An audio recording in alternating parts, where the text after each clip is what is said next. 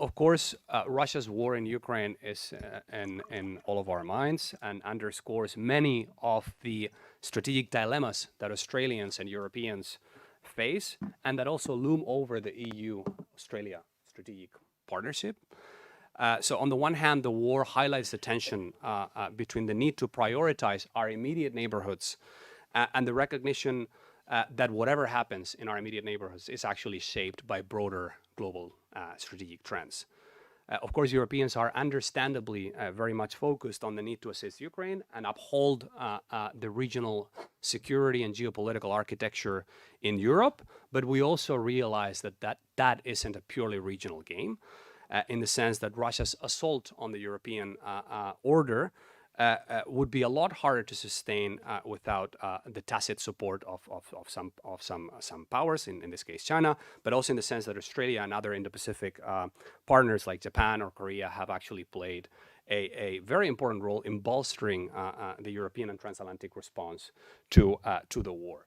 So in other words, an effective response to the war in Ukraine heavily involves the Indo-Pacific as well, and working with Indo-Pacific partners like Australia. And the war seems to have raised somewhat similar puzzles for Australia. Some experts in Australia and the United States have argued that Ukraine were arguing at the beginning of the war, certainly, that Ukraine was a distraction from the more serious strategic challenge faced in the Indo-Pacific, and that the focus in Ukraine even created windows for opportunistic aggression in the Indo-Pacific. But the Australian government's response so far appears to be premised on the understanding that international norms and rules must be defended everywhere. So rather than highlight our different priorities, it seems to me that the war has brought Europe and Australia closer together, geostrategically speaking. In the sense that our responses to the war have dispelled that image of two separate theaters, Europe and the Indo-Pacific, and sort of brought us closer to the notion of one theater, or at least to look at security and geopolitics from an inter-theater perspective. And of course, beyond, and this is what we're here to discuss, beyond our respective regions, the EU and Australia are both wondering how to reconcile the realization that everything is being weaponized by strategic competition with our commitment to global multilateral rules and cooperation, and the need to engage other powers with whom we don't necessarily always see eye to eye. And that connects with the question that we've posed to the panel here today, namely, how can the EU and Australia help build a sustainable and cooperative security order against the backdrop of intensified competition? That is a challenge. That's what we're here to discuss, and I hope you enjoy the conversation. I'm now handing over to Stuart for a brief intro of our speakers. Thank you very much and welcome. Thank you very much. Thank you very much, Luis. Hello, everyone. My name is Stuart Lau. Before I hand over to Minister Wong for her opening remarks, may I just introduce her briefly to our EU audience here. Penny Wong took up the position of Minister for Foreign Affairs of Australia around 8 months ago. She's the first Asian Australian, the first openly LGBTI person in Australian history to be Foreign Minister. Prior to that, she was Australia's Finance Minister, as well as the country's first ever Minister for Climate Change. So quite a lot of firsts on your CV, indeed. This is, of course, your first trip to Europe since becoming Foreign Minister. As Foreign Minister, you have just been to Paris, and your next stop will be London. But here in Brussels today, Minister Wong will be sharing with us her views about the future of the international order in an era of strategic competition. Without further ado, Minister Wong, the floor is yours.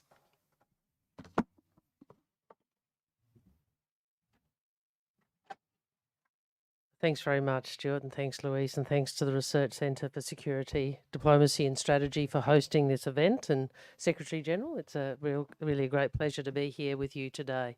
I told him I would give him all the hard questions. One of the questions posed in preparing for today's event was, what is the future of the international order?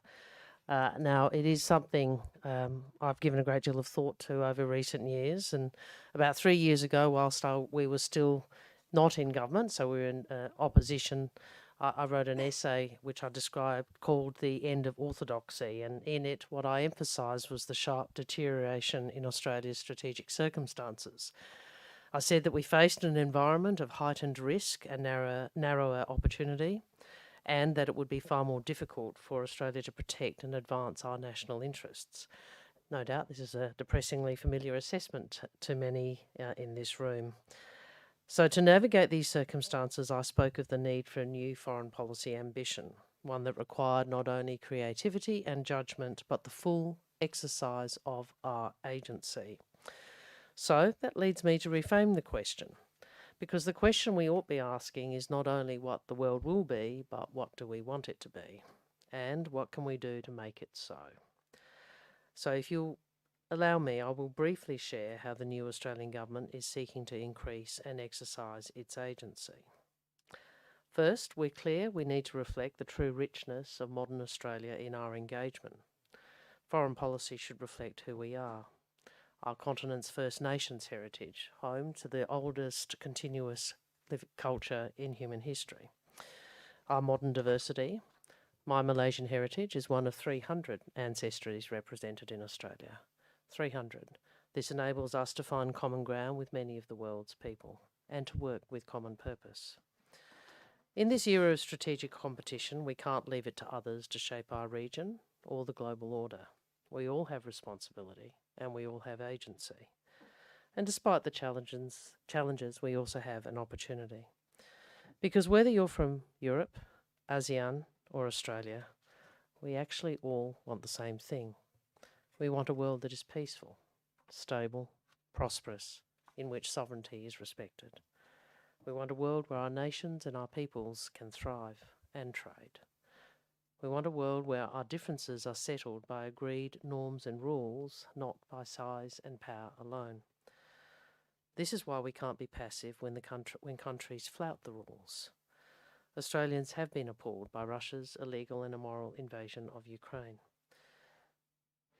Australia recognises it has far-reaching consequences for our region, for multilateralism and for the rules-based order. So I commend the robust response from the European Union and its member states. Australia has given Ukraine over $500 million of support. Australian defence personnel are helping train Ukrainian soldiers in the United Kingdom. And just yesterday in France, we announced a new partnership with France to deliver ammunition to Ukraine. Of course, strategic competition is not the only challenge we all face. Climate change is an existential threat. And the Pacific Island nations with whom we share a region rightly describe it as their #1 national security issue. I know Australia and the EU both recognise the enormity of this challenge. I also know that previous Australian governments have dragged their feet in the past. No longer. In fact, my colleague Chris Bowen, who is the Minister for Energy and Climate, is also in Europe this week. And as he has said, he's here because Australia and the European Union are now on the same page in our commitment to act on climate change and in our understanding that renewable energy is the solution not only to climate change, but also to long-term energy security. We are natural partners in renewable energy as in so many other fields. And the finalisation of our EU-Australia trade agreement promises to bring us even closer. So I hope we are at the beginnings of a new chapter in Australia-EU relations. The European Union has launched a strategy for cooperation in the Indo-Pacific, which we welcome. Partners like the EU will contribute to the future we seek for the Indo-Pacific region, and we look forward to working together in new ways. An order framed by strategic equilibrium, where countries are not forced to choose but can make their own sovereign choices, including about their alignments and partnerships. This is what we want to achieve. Last November, Australia's Prime Minister Anthony Albanese, President Michel and President von der Leyen met at the G20 in Bali, and they marked a new milestone in our relationship, the entry into force of the framework agreement between Australia and the EU. And they committed to closer cooperation on climate and on security issues here in Europe and also in the Indo-Pacific. So in 2023, the world does look like an uncertain place. But one thing you can be certain of is that Australia and the European Union are working together closer than ever to meet its challenges. I look forward to the opportunity to talking further about this. Thank you very much for having me.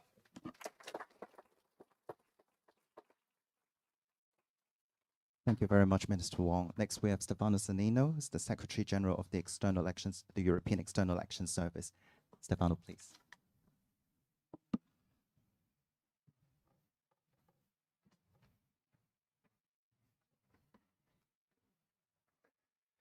Good morning, and Minister, it's a pleasure to be with you this morning. And Luis, thank you very much for this invitation, and thanks to Stuart for moderating this conversation. If I may, I would really like to start from where you ended, Minister. You were saying that essentially the world has become a much more uncertain place. And what Australia and European Union can do together to meet the challenges, the common challenges that we are facing. I think that unfortunately we need to start from the Russian aggression against Ukraine, which is taking in Europe, and that's a fact. But it is also true, as you were rightly saying, that this is challenging much more broadly a rules-based international order. And this is an attempt to change by force what has been up until now at the very heart of the international relationship. And that's why it is important how we can manage to face this and answer this challenge, because the way we do it today, it's also an example of what could happen tomorrow. And so it is important to make it sure that we have to give a clear sense of where we stand for. It is also true that the Russian aggression against Ukraine has taken place in a moment where essentially the international order, the rules-based international order, has already been challenged in many different ways. The proliferation of weapons of mass destruction in the PRK in Iran, the cyber attacks against our infrastructures and against our economic systems, the massive use of disinformation and information manipulation to interfere in our political processes, the use and misuse of economy and trade, including economic coercion for political purposes, the instrumentalization of migration, and the list could continue. You all remember that Mark Leonard, and that was before the war, was already speaking about the age of unpeace. We are now in an age of perma-crisis that is surrounding us. In this context, the first point that I would like to make is essentially the fact that the rules-based international order is in danger. We are speaking a lot about messy multipolarity.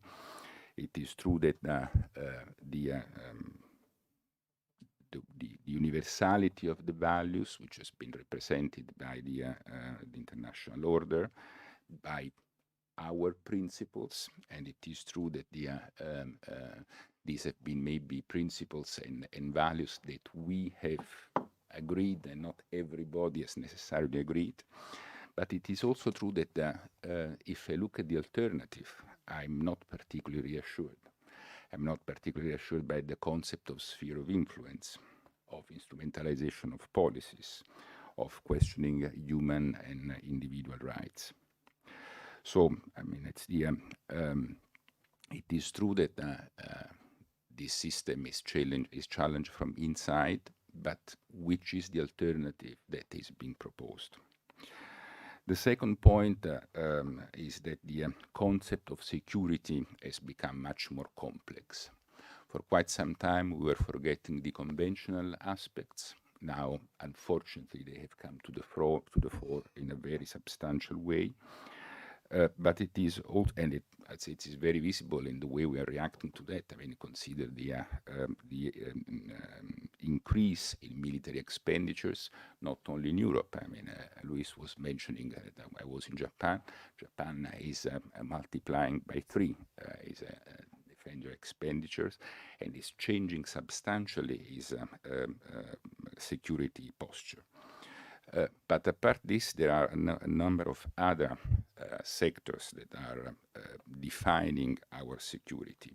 Cyber, disinformation, space, maritime, and economic security, which has become one very important preoccupation for the all of us, and how we can ensure resilience to our supply chains. But also, and there's one issue that maybe we are not taking up sufficiently, is the link between climate change and security, and the impact that climate change may have on the security of a number of countries. And that requires an approach which is much broader, much more holistic, and also much more integrated in terms of partnerships that we need to build. The third point, and Luis has stolen in his introduction to me, it's the fact that, as he said, the security theater has become one. I mean, what is happening in Europe is relevant in Asia. What is happening in Indo-Pacific is relevant in the United States. And it's very difficult, if not impossible, to isolate one theater from the other. Maybe we are witnessing a crisis of globalization, of economic globalization, because we are moving away from the idea of one global chain of value. But unfortunately, we are witnessing much more the rise of a security globalization and one single security theater. And this is maybe bringing me to the second point that, Minister, you were making about what we can do together, and which is the kind of commitment that we can develop together. The first thing that I would like to stress is the importance of maintaining our strategic unity against the challenges of Russia, but also against the challenges that are coming from many other areas when the rules-based international order is questioned, when the force is trying to impose the rules, when someone is trying to abuse the openness of our systems and of our societies to manipulate and coerce. And in all these occasions, in all these cases, we need to protect our societies, protect our openness. And this is maybe a difficult issue, but we need to tackle. We have started doing it when it comes to the economic sector, because we are saying that we want to protect without becoming protectionist. We are coming up with ideas and rules on how to defend ourselves from economic coercion or from predatory investments. But we have done much less. We have not reflected enough on what we can do in order to protect the freedom of our societies, how to avoid the abuse of the disinformation, of manipulation of information, and understand that this is a delicate issue because it has to do with the freedom of expression. But there again, I mean, what is happening is that essentially our openness is becoming a vulnerability. And if we want to preserve this openness, we need to protect it.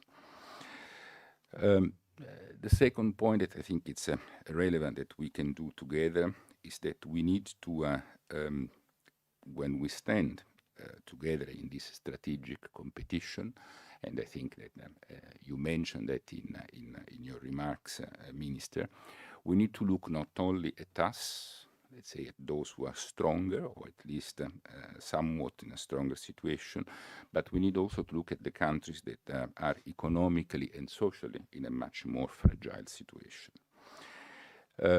Many countries have been hit hard by this war, by the decision of Russia to unjustifiably aggress Ukraine. They have been hit by the food crisis, by the energy crisis, by the peak of inflation, by the credit crunch, by the debt sustainability issue. To all these countries, we need to provide a perspective. And there again is what you were saying. We don't need to push them to choose, but we have to provide a choice for them. And the choice means that we need to show that we have an offer, a proposal for their security, for their economic development, and this is a a sustainable offer, but it is also an offer that is delivered on time and is not slow, and maybe this is one of the problems that we have been facing in the past. The point which I think it's also important is about the link between the security challenge and climate change. For many countries, especially in the Pacific region, this is an existential challenge. We need to put together climate change, and we need to put it at the heart of our action.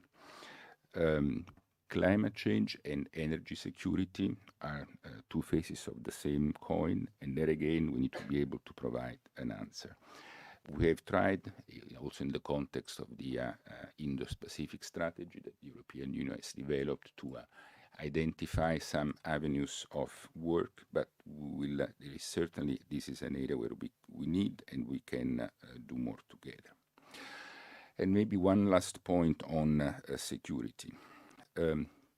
I think that, and I've made it clear before, that our objective is to ensure the openness and the connection among our societies and among our countries, in the world in general. And this openness has been at the heart of our growth and of the growth of the world. So there are many areas where we have started working together. I'm thinking about, for example, maritime security, about connectivity. But there are others that we can and we need to explore more. The partnership on critical materials. We're discussing this morning this issue. Work on cybersecurity, and to have maybe a stand on cybersecurity which is not only defensive. There again, I mean, is difficult issue, sensitive, but also important to be faced. And the resilience of supply chains. And there again, I mean, it's a question of how to ensure that we are not exposed to the blackmail of one or other country. And in order to do that, we need to work much more on our partnerships. For too many years, maybe we have given for granted our friendship. For too many years, we have thought that we were distant geographically. And I think that we need to overcome this. We need to overcome the sense of distance. We are close because we need to work together if we want to face the complexity of and the uncertainty of this world. We can do this bilaterally, we can do this plurilaterally, we can do this in the multilateral context, but working in different geometries is essential. The world is moving fast, as you said. It has become much more uncertain, and we need to move fast if we want to avoid that others will shape the future of our countries. Thank you very much.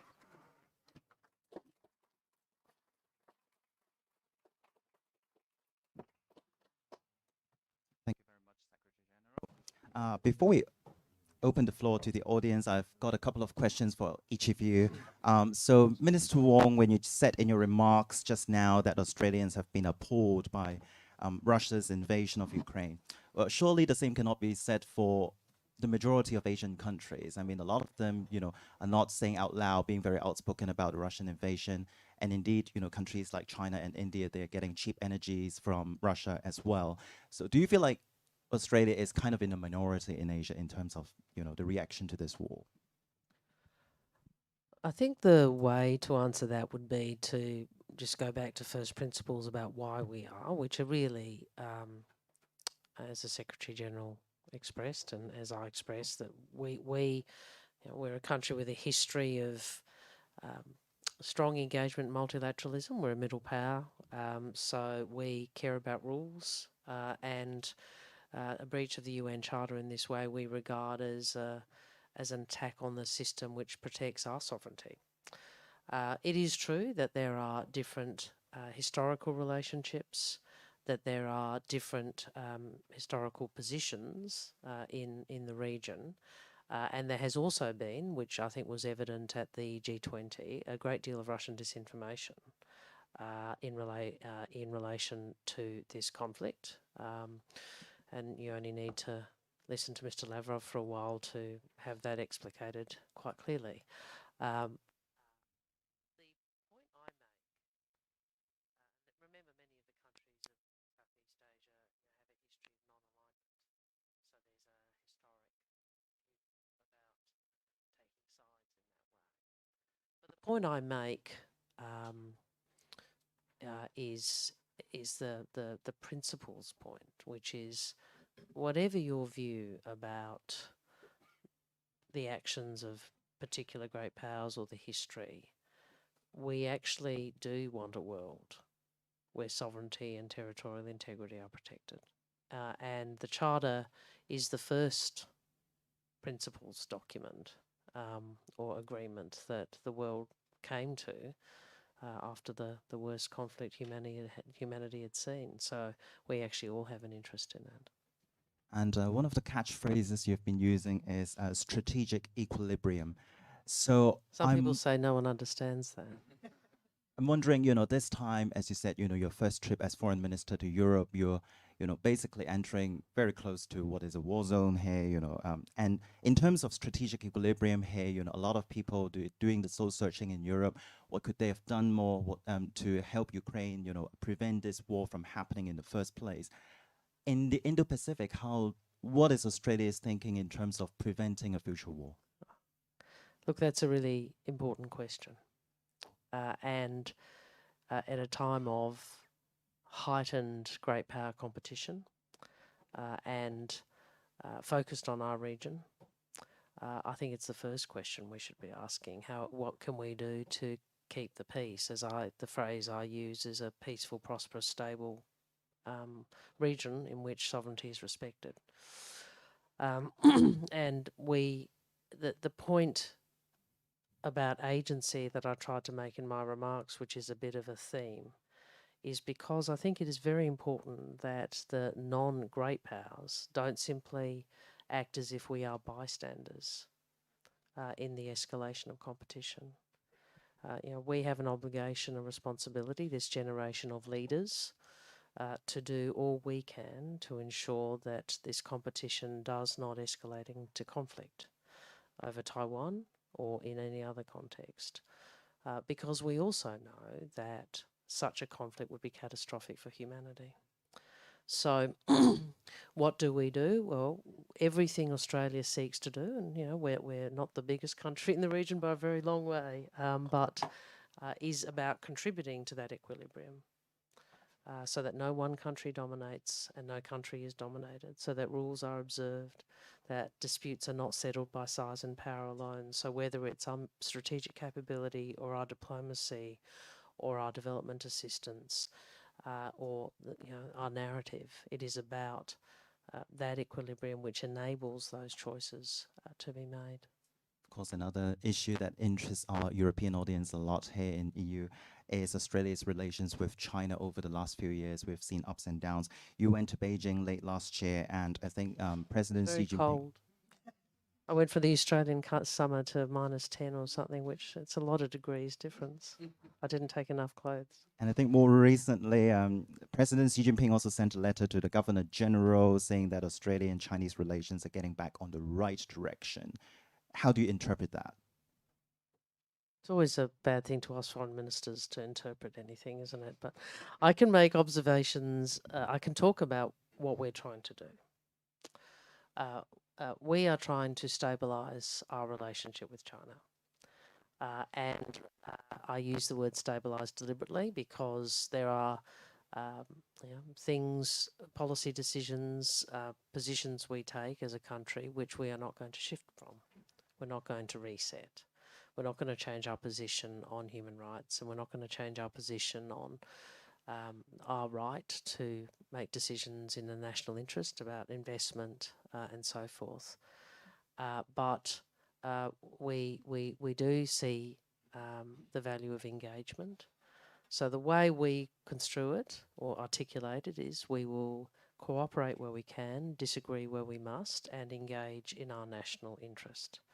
It's not dissimilar to some of the ways in which the European Union talk about this, and I think we are all seeking to deal with that challenge of how you engage with a country that matters. It matters a lot to us, matters a lot to the world, but where there are differences to manage, and we have to work at managing those differences wisely, and that's what we are seeking to do. And we're pleased that there's been a response in terms of the opening of dialogue from Beijing. And in terms of Australia's relations with France, which you've just been to, has Australia fully recovered from the AUKUS row? Again, you're asking me to commentate there, but look, we were really pleased to be hosted by Minister Colonna and Minister Lecornu, and to have the 2+2 meeting and to talk through a range of areas for cooperation. Obviously, there's a lot that's happened, a lot's been said. If you try to take a step back from how procurement decisions were made and criticism of how they were handled, the broader of the longer term sort of structural issue is that a bit like Australia and the European Union more broadly, Australia and France share a lot of we're very strategically aligned in terms of the things we value, what we seek to do in terms of the multilateral order and the regional order, and France is an Indo-Pacific power. So we will keep. We want to work very closely with France. We recognise that it was a challenging time, and I hope we are in a different phase now. Of course, during the previous Australian administration, when the AUKUS row broke out, France was trying to put some pressure on the EU to slow down the process of the FTA agreement, the negotiation. This time round, are you seeing more progress? I mean, do you think this could happen within this year?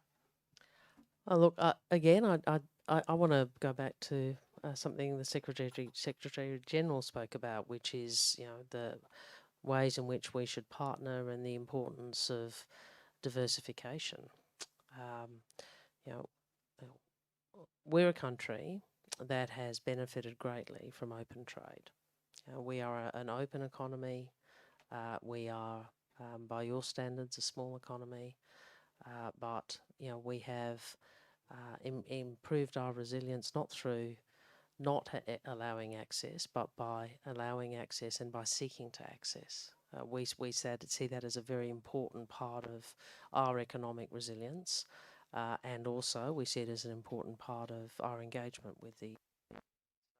I'm sure there will be, as there always are in any trade negotiations, issues over a whole range of things. I think we are better off if we work together, and I appreciate also that our previous position on climate made that more difficult, given the ambition that the new government's articulated. I hope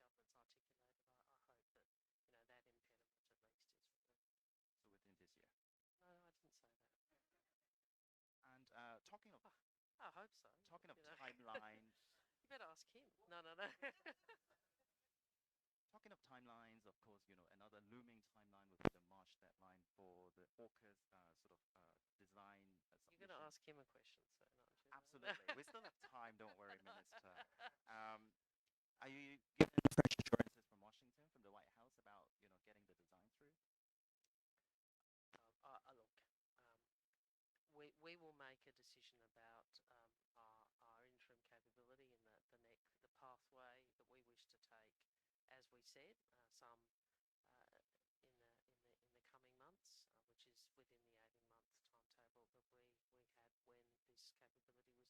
But can I just come up a level? Australia is seeking, with this decision, to replace an existing capability. It's not an unusual thing to do.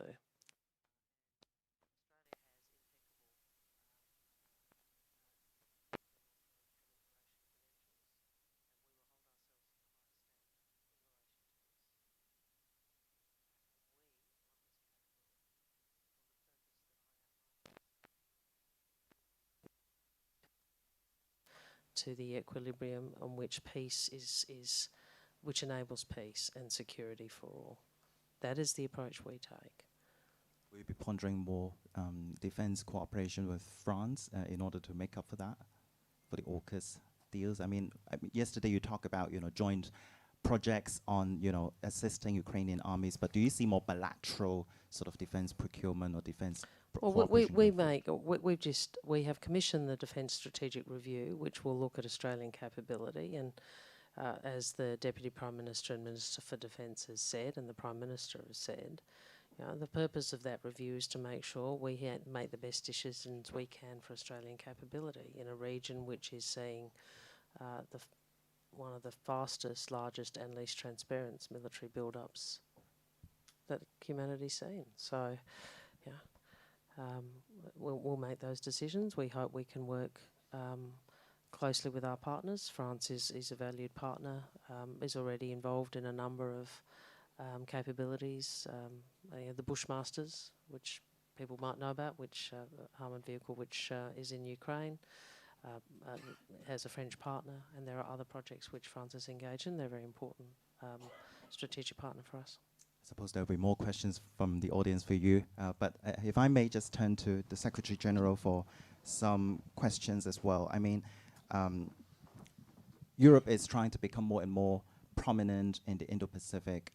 You were just in Japan, for example. I mean, what prompted this decision? I mean, you mentioned China and Russia in your remarks. I mean, how do you see the two theaters, the EU and the democracies in the Indo-Pacific working together on these challenges specifically?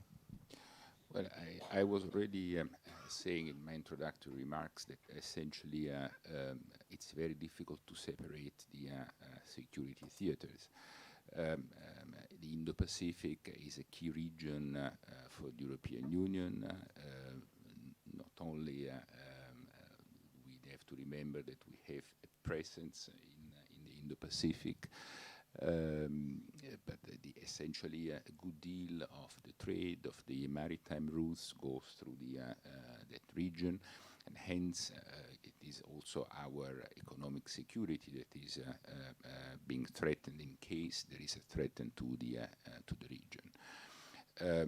But more broadly, I think that, as I was trying to explain before, we have an interest in defending an order. If we start, let's say, breaking this order, as Russia has done with Ukraine, if we accept aggression, if we capitulate in front of aggression, then this means that this has consequences in other countries. Others may think that they can, through force, change things and put in danger the sovereignty of our countries. And that can be true in Asia or in the Pacific, but it can be true also in Europe or in other continents. So in a way, what we are doing together is to try to identify risks and challenges, and try to partner together in order to face these challenges together. I think that this is, again, it's not a remote, exotic dream that we have had. It was just the result of the complexity of the world that we are living, and we have tried to face this in a multifaceted way, looking at the different aspects that this relationship is entailing. And just now the minister asked me to ask you about the FTA negotiations. So, I mean, apart from the progress itself, how do you see the role for, this kind of trade agreements in terms of EU's diplomacy, EU's, engagement with the rest of the world? Is the fact that there's more authoritarianism on the rise rendering it more necessary for this kind of like-minded agreements? Or do you think trade shouldn't be playing that role? Yeah. I mean, the simple answer is yes, yes, yes. I mean, there are all reasons for this to happen. Trade is and has been a driving factor for the growth of the world. Is freeing resources, is freeing capacities, is creating wealth. So, I mean, the the European Union was built on the idea of free trade, and all our story along these decades has been a story of, let's say, putting down barriers and creating links and bridges. And trade is certainly one very relevant factor in this perspective. It is also true that this is becoming even more important in a situation where there are countries who are using coercion, who are weaponizing the economy, and we need to create diversification. We have to have alternative routes. We have to have alternative supply chains. We need to be sure that we are not creating dependencies that can turn into vulnerabilities for our economy. And unfortunately, what has happened with energy is a very stark reminder of the fact that we are living in a world which is much more complex. So, I mean, all these considerations are certainly bringing to the idea, to the fact that we need to move in that direction, and that free trade has been considered one of the key components of our economic security. It's one of the elements, so it's not only the diversification of supply chains, but it's also the idea of promoting free trade. Thank you very much, Secretary General. If I may just open the floor to the audience, and if you could just say your name and your affiliation, please. The gentleman over there. Oh, yes, please.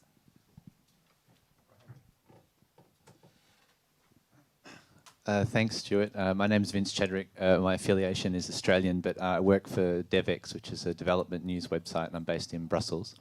One of the solutions for the ills of the world that's starting to emerge this year is reform of the multilateral development banks, including the World Bank. So I wanted to ask Minister Wong what Australia's position is on that process and the shift from Bretton Woods to Bridgetown, as some people are calling it. Notably, can the whole thing be credible without a capital increase? It's basically my question. And then in Australian terms, obviously you've launched a reflection about Australian development policy and the idea of an Australian Development Bank, which is interesting for a middle powers paid up member of the World Bank, the EBRD, Asian Development Bank. So I'm curious how you see the role of a potential Australian Development Bank, what gap that could potentially fill, what are the pros and cons you're weighing there?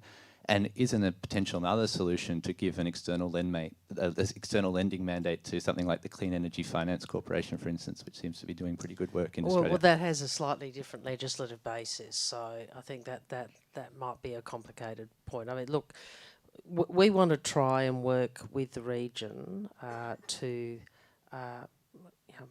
not just promote development, but we have a shared interest in economic development, in ensuring less poverty and more prosperity. And we are better in a region, apart from the ethical imperative, we're better in a region, as you would understand, where that occurs. And we are seeking to look at how we might drive Australia's development dollar more effectively. And the DFI that you're referencing, which was an election commitment to have a look at that, is one option. We're also going through a process of reviewing, as you know, our development policy. So, in addition to that, in the last budget, there was a substantial increase in terms of the development assistance. On the broader multilateral lending, I don't think I'd be in a position to comment right now. Our general proposition, including when these matters were raised previously in the context of infrastructures, you want institutions to be reflective of the needs of the countries who will be accessing them. And as you know, there's been some criticisms from a number of developing countries about the effectiveness. We are keen to be part of that conversation, but we're also keen to work in our region. So just for example, the discussion about climate finance, which is one component of it, when I have been on my many trips to the Pacific and engaging with Pacific Island nations, I've said, what is the mechanism you would want? Do you want, are you looking at a multilateral mechanism? Are you looking at a regional mechanism? Or is your strong preference bilateral mechanisms? So, you know, we want to be engaged in quite a granular discussion, particularly in the Pacific, where we think we have particular responsibilities. And what was their answer? Well, Sorry. I didn't have those discussions with the intent of making them public, but I think it's pretty clear a lot of those countries have not found some of the multilateral funds to be effective for them. I think they've been clear about that. Thank you very much. The gentleman there, please. I'm Andy Vermoot. I'm president of the World Council for Public Diplomacy and Community Dialogue. I have two questions, one for the Minister and one for the Secretary General. How does Australia plan to work with its partners in Europe and the Indo-Pacific to address the increasing strategic competition and to defend the international rules-based order? And then to the Secretary General, can you discuss more concrete the cooperation between Australia and the External Action Service to promote stability and security in the Indo-Pacific region? Thank you. Well, look, I'm not sure I can give you a list, but I thought Stefano's comment about two theatres was, or a single theatre, was a really important one. It's one that the European Union has articulated previously, and it's a challenge to all of us, isn't it, to think instead of our geography, to think much more about our interests and how they are aligned no matter where we are. So, you know, if we take that perspective in Australia, we obviously have particular responsibilities and a focus on our region, but it does mean that we want to engage with countries who might not previously have been, you know, we might not have talked to each other as much as we would now on the things that really matter to us, and making sure that multilateralism maintains its legitimacy and its consistency matters deeply. The point I think we have to recognise is the world is being reshaped. The focus I believe is our region, the Indo-Pacific region, but the world is being reshaped. So we've got a responsibility to work with each other in that reshaping, because in 10 or 20 years' time, people will look back on this time and they'll make judgments about our contribution to that reshaping, and whether some of the things that you and I and others in this room have had the benefit of growing up, you know, with, you know, in the context of, are available to our children and our grandchildren. So in that, we want to be partners with European Union and, you know, other countries who are equally trying to preserve a system which maintains peace, stability, prosperity, and averts the sort of aggression and territorial, the abrogation of territorial integrity that we've seen in Ukraine. Secretary General. We have already a quite substantial common agenda. Maritime security, for example, is an area where we are already working together, and we want to expand more this area. Connectivity is also another areas where we have worked, and we want to work more together. But as I was mentioning, there are other sectors where we have a common interest to deepen our cooperation. Cyber, for me, it's certainly one of those. I mean, it is a substantial priority for all of us. The space is another one. I mean, somehow we have a lack of regulation of how the space is managed, and this is also important.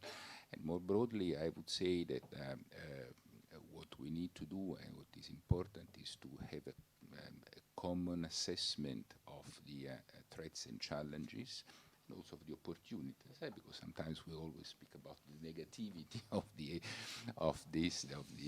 need to face the challenge, but there are also opportunities on how we can develop our relations together. Critical materials. The more we sit and the more we talk and the more we see that there are areas of common activity. The work, for example, in the Pacific and in the Pacific countries. That for Australia are extremely relevant, but they are also a priority for us. So, I mean, the list is long. We have time for the will is there. We have time for two final questions. One from this side, if I may. This gentleman We have over one there. woman at least ask a question. We've had three men, Yeah, so and I'd another one encourage there. any woman to put their hand up. I have a rule about that. Please go ahead. We'll collect two questions in one go. And Hi there, thanks very much. My name is Rosie Birchard and I'm the Brussels correspondent for Channel News Asia, a broadcaster based in Singapore. My question is about the differences of opinion you've discussed with, on Ukraine with various countries and regions around the world. We've seen this recently on display at the ASEAN summit here in Brussels. I also noticed that when the EU's Josep Borrell was in South Africa this week, a sense that some countries feel they're being forced to choose. Now, you both spoke about an argument based on the UN Charter, which has been a consistent argument from the side of countries that are very clearly supporting Ukraine. But is that argument, in your opinion, getting across? Is your message getting through, or is it in fact just a deepening fault line, which is certainly what it seems to be from the outside? Thank you very much. And one more question over there, please.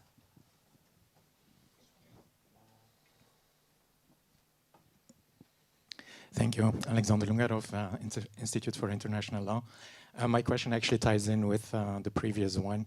Maybe in more general terms, I was intrigued by the opposition between rules-based world order and sphere of influence approach.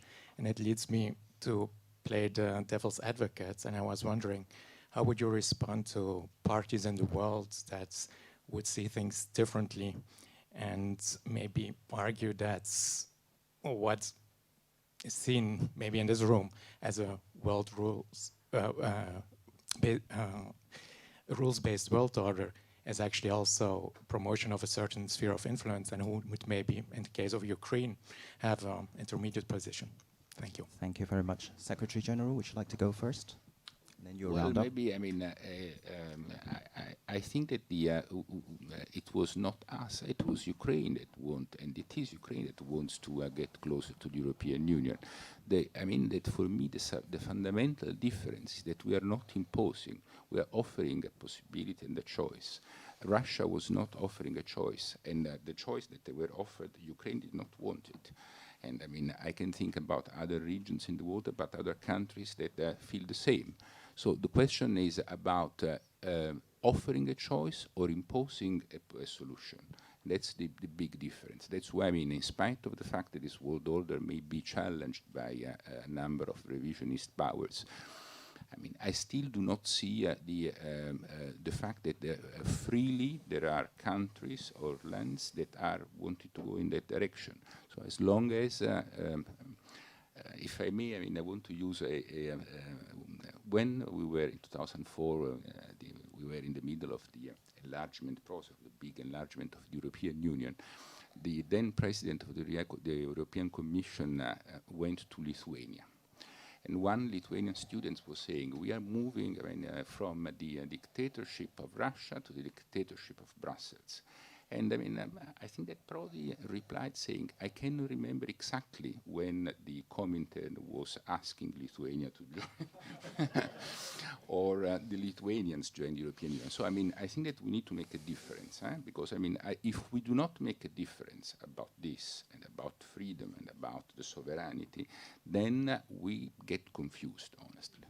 Yeah, look, I very much agree with that, particularly the last part of that answer. And I think there is a risk around sort of a moral relativism and a whole range of arguments about, you know, different versions of history that we then diminish the facts of what has actually occurred, which is a country has sought to invade another.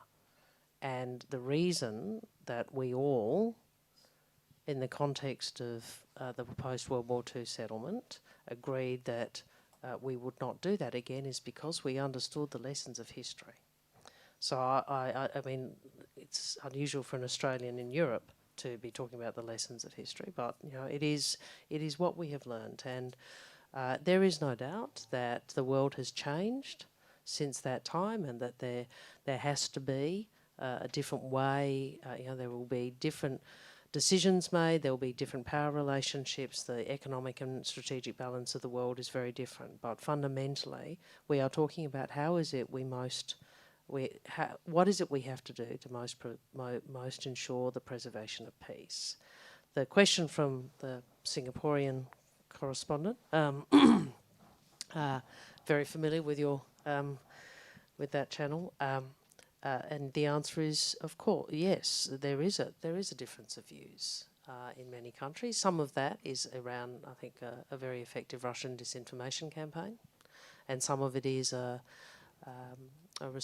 different historical view about these things. But all I can do as a foreign minister in the region is to continue to articulate the position that I have, which is, regardless of what your views are about the history, none of us can countenance a position in which we condone invasion and the compromising of a country's sovereignty and territorial integrity. And that keeping the focus on that is just so important. Anyway, thank you very much. On that note, thank you very much, Foreign Minister Penny Wong, for joining us today, and thank you, Secretary General Sannino. Thank you to CSDS for organizing this. Have a good day, everyone.